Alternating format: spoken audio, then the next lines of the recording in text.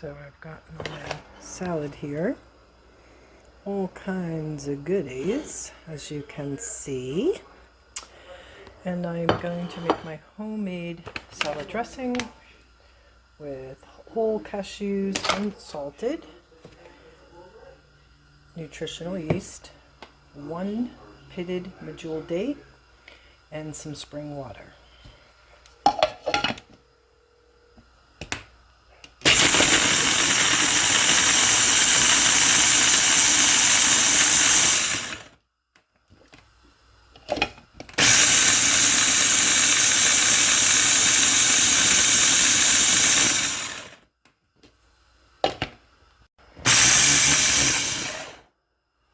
So there it is.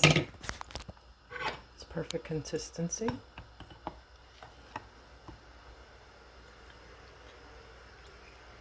Perfect.